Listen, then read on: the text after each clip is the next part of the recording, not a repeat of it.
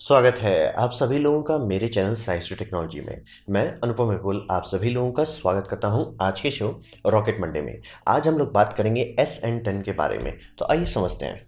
तो ये है स्टारशिप का सीरियल नंबर 10 और इसे 3 मार्च को लॉन्च किया गया था 2021 में 7 बजे ईस्टर्न स्टैंडर्ड टाइम में। और इसमें 3 रैप्टर इंजन्स थे।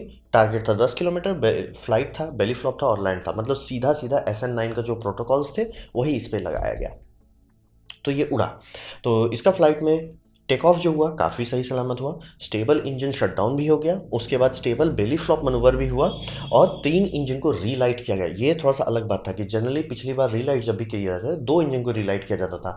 उसमें कभी ये होता था कि एक इंजन फेल हो गया, कभी होता था कि एक इंजन डिस्ट्रॉयड हो गया। इस बार तीनों इंजन को स्टार्ट किया गया एक एक करके ऑब्वियसली, और ये तीनों चालू हो गए। और ऐसा नहीं था कि सिर्फ आग लगा, तीनों में थ्रस्ट बनने लगा। इससे बेनिफिट हुआ कि स्पीड बहुत जल्दी ये बहुत कम कर पाए और फ्यूल भी खत्म बहुत जल्दी हाई स्पीड से हुआ। तो इससे मतलब शिप कंट्रोल में आ गया, तभी ये लैंड कर पाई। यही इन्होंने बहुत बड़ा चेंज किया था बाकी सारे SN के कंपेयर में कि तीनों इंजन को रिलाइट करना है। ट्राई भी नहीं करना कि सिर्फ 2 इंजन में करो, तीनों करो। और आइडिया ये था कि उससे पता चल जाएगा कौन सा इंजन सबसे ज़्यादा थ्रस्ट प्रोड्यूस कर रहा है, उसको छोड़ो और बाकी दोनों जो मतलब ऑक्सिलरी इंजन है उसे शट डाउन कर दो।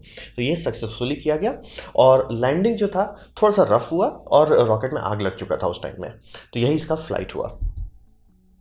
अब बात करते हैं, इसका सबसे बड़ा इंटरेस्टिंग बात हो गया कि सब चीज़ हो गया। रॉकेट में फ्यूल भरा गया, रॉकेट लॉन्च हुआ, स्पेस में मतलब अराउंड 10 किलोमीटर गया, उसके बाद बेली फ्लॉप किया, लैंड भी कर लिया। और उसके बाद 8 मिनट बाद ये बूम हो जाता है। तो ऐसा हुआ क्या, बात ये था कि इसमें मीथेन लीक हो रहा था। और जिस टाइम डिसेंट हो रहा था यानी लैंडिंग के लिए इन तीनों इंजन को फायर किया था, जब इंजन शट डाउन किया गया मीथेन में आग पकड़ चुका था। आपको कई सारे कैमरा फीड्स में देखने को मिलेगा मतलब रॉकेट में साइड में आग लगा हुआ है, वो आग कभी बुझा नहीं। तो ये बात ज़रूर समझिए, मीथेन लीक हो रहा था। अब रहा बात की जैसे ये लैंड किया आग तब भी जल रहा था। आप वीडियोस में देखेंगे आपको दिखेगा कि फायर सप्रेशन सिस्टम, यानी कि यहाँ पे एक होज है जो रिमोटली कंट्रोल किया जाता है और खूब हाई प्रेशर का फीड सिस्टम है उसमें। इससे आग बुझाने की कोशिश की जा रही थी जो नहीं बुझा। और कुछ देर यानी कि 8 मिनट बाद, लैंडिंग से 8 मिनट बाद ये बूम हो गया। और ये बहुत बड़ा एक्सप्लोजन था, मतलब शॉक वेव इसके प्रोड्यूस हो गए थे, इतना था। अब सोचने वाली बात यही, ये ऑलमोस्ट एम्प्टी टैंक का पावर था। एम्प्टी टैंक यानी, क्योंकि ऑब्वियसली उसमें जितना फ्यूल डालना था डाल के लॉन्च किया गया। लॉन्च करने के बाद ऑब्वियसली इंजन बर्न कर चुका था सारा फ्यूल, उसके बावजूद भी समझिए रेसिड्यूअल में इतना ज़्यादा एनर्जी था। और नीचे मैंने एक बंद कर दिया जो इसी फुटेज का है लेकिन 4K में है और अच्छे से स्लो मोशन में दिख रहा है। आपको साइज़ का अंदाज़ा नहीं होगा कि ये कितना बड़ा फायर बॉल था जब तक आप ये नहीं समझेंगे ये सब छोटे छोटे पेड़ हैं। मतलब एयरपोर्ट के साइज़ का बूम था, बहुत ज़्यादा। और ये समझिए बचे हुए ईंधन में इतना दम था। तो सोचिए भी मत कि क्या होगा अगर कभी SN पूरा उड़ गया तो फुल टैंक के साथ। तो ये हुआ, ये मतलब समझिए 8 मिनट बाद। तब बात करते हैं गड़बड़ क्या हुआ, फॉल्ट क्या हुआ। तो ये समझिए कि जिस टाइम लॉन्च करने जा रहे थे, launch wind computer shut down कर दिया क्योंकि उनका एक इंजन ज़रूरत से ज़्यादा थ्रस्ट प्रोड्यूस कर रहा था। तो ये बाद में उन्होंने क्या किया कि रीसेट कर दिया कंप्यूटर का एल्गोरिदम और उसमें ये कर दिया कि भैया तो ठीक है ओवर प्रोड्यूस कर रहा है उसके हिसाब से कॉम्पनसेट कर दो। तो आप देखेंगे ये वीडियो में, अगर आप ध्यान से देखेंगे आपको देखिए एक इंजन का कलर हमेशा थोड़ा सा अलग है, तिगड़म वाला कलर है, क्योंकि वो ज़रूरत से ज़्यादा प्रोड्यूस कर रहा है। अब इसमें स्कॉट मैनली का कहना है कि ये मतलब ज़रूरत से ज़्यादा मीथेन बर्न कर रहा है इसलिए इसमें ये ग्लो आ रहा है। लेकिन बात यह था कि ये नॉमिनल नहीं था, थोड़ा सा ज़्यादा था और कंप्यूटर भी सोचा कि यार कुछ तो गड़बड़ है। ये एक छोटा सा माइनर इशू हुआ था जिस कारण से लॉन्च डिले कर दिया गया था। और मतलब लॉन्च का कंप्यूटर को फिर से रीसेट किया, फिर से लॉन्च किया गया। और फिर जब लैंडिंग के दरमियान आ रहे थे तो उन्होंने लैंडिंग लेग्स डिप्लॉय किए, ये डिप्लॉय फेल हो गया। मतलब आपको आराम से नीचे वीडियो दिया हुआ है, आपको आराम से दिखेगा कि ये सब लेग से फ्लैप कर रहा है, लॉक नहीं हो रहा है। सिर्फ 3 ठो लॉक हुए, बाकी 3 ठो नहीं लॉक हो पाए, साफ साफ दिख रहा है। और इसी कारण से जब लैंडिंग हुआ, आइडिया ये था कि ये सब लैंडिंग लेग में होता है crush core. Crush core shock को बर्दाश्त कर लेगा और डैमेज खुद ब खुद हो जाएगा। वो डिप्लॉय ही नहीं हो पाया, समझिए 50% क्रश कोर गायब था। तो जब लैंड किया ये बाउंस कर गया, मतलब समझिए जंबो जेट का थिंग जाके बाउंस कर गया। ये ऑलमोस्ट हर मेटल को स्वाहा कर देगा। बहुत ज़्यादा स्ट्रेस पड़ा कि क्योंकि लैंडिंग लेग जो शॉक एब्जॉर्ब करते वो गायब थे, 50% उसमें छुट्टी पर चले गए थे। तो ये समझिए लैंडिंग बहुत रफ था। और इससे ये समझिए ऑब्वियसली ये रॉकेट है, उसमें जितना चीज़ है ऑलमोस्ट मैक्सिमम स्ट्रेस पे चल रहा है। उस टाइम आप लैंडिंग इतना जोर के झटका दिए, कुछ डैमेज हो गया।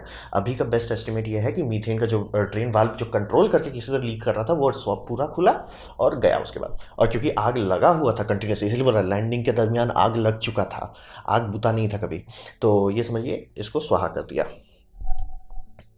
अब बात करते हैं इससे भविष्य में क्या होने वाला है। तो यहाँ पे समझिए कि घूम फिर के हिसाब यही आ रहा है जो मैं बार-बार कह रहा हूँ कि रैप्टर में अभी बहुत मेहनत करना बाकी है। मतलब रैप्टर अभी हमको लगता है एटलीस्ट 1-2 साल अपना समझ के डेवलपमेंट खाएगा, जहाँ पे आँख मूंद करके लोग भरोसा कर पाएँ, जैसे कि मर्लिन पे करते हैं। तो रैप्टर मतलब कोर बन चुका है, डिज़ाइन बन चुका है, लेकिन एक बार-बार इनका कुछ ना कुछ हो जा रहा है। ये मतलब टोटल मिला के तीसरी या चौथी बार आप कहिए, या तो कभी इंजन मेल्ट हो जा रहा है अंदर से, मतलब इंजन रिच एग्ज़ॉस्ट आने लग जा रहा है, कभी फेल हो जा रहा है, कभी ओवर थ्रस्ट प्रोड्यूस कर रहा है। तो इंजन में अभी बहुत इनको काम करना है। और सब सिस्टम इनका फेल होने का मतलब रिकॉर्ड बना है। कभी कोई ये सब सिस्टम फेल करता है, कभी वो करता है। जैसे इस बार लैंडिंग लेग फेल हो चुका है, जबकि सोचिए लैंडिंग लेग को टेस्ट करने के लिए 3 बार इनके पास हो चुका था। ऑब्वियसली वो कितना एनर्जी बर्दाश्त करता है वो नहीं चेक करते थे, 2 बार में तो बूम हो गया। लेकिन डिप्लॉयमेंट फेल कैसे हो गया कि भैया डिप्लॉय तो करो, टांग लॉक क्यों नहीं हो रहा है? तो सब सिस्टम में भी बहुत काम करना है।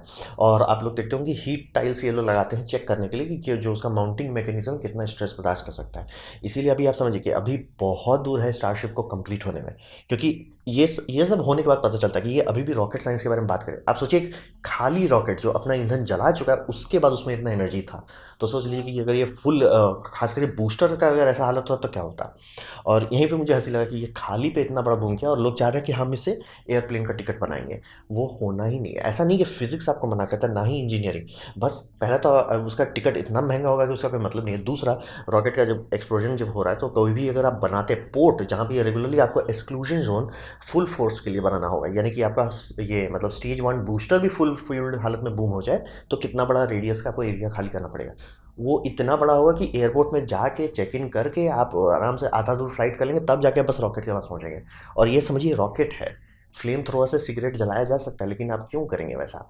तो ये समझिए, ये मतलब सीधा देखिए कि एक एयरपोर्ट के साइज़ का बूम हुआ खाली रॉकेट में, और उसमें आप लोगों को रेगुलर भरना चाहते हैं, वो बहुत गंदा रिस्क लेने वाला होता है। एस्ट्रोनॉट हाई रिस्क जॉब है, तो लोग उसको मतलब जितने एस्ट्रोनॉट्स होते हैं बेस्ट ऑफ द बेस्ट रहते हैं, वो रिस्क पता रहता है उनको, जान के लेते हैं उसको।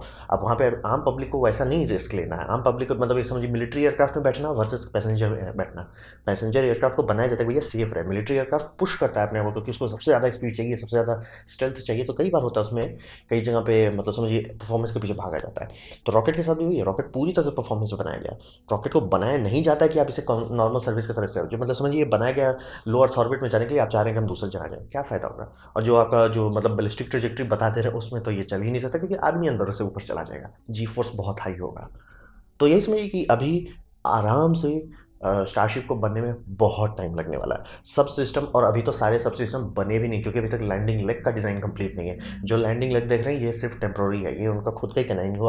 अभी पता ही नहीं कौन सा लैंडिंग लेग का डिज़ाइन तो ये फाइनलाइज करेंगे। तो अभी बहुत दूर है, दिल्ली बहुत दूर है। 2024 तक कुछ नहीं होने वाला। 2025 में वो जो मून मिशन है, बहुत कम चांस है कि होने वाला है। अभी समझिए लंबा रास्ता है। ये रॉकेट साइंस है।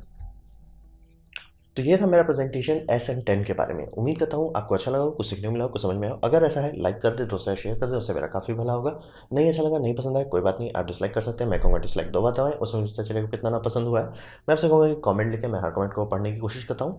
आपसे कहूँगा सब्सक्राइब कीजिए, बेल दबाइए अगर आप फ्री हैं तो। आपने वीडियो देखा, ज्वाइन कर मुझे बहुत खुशी हुई। धन्यवाद।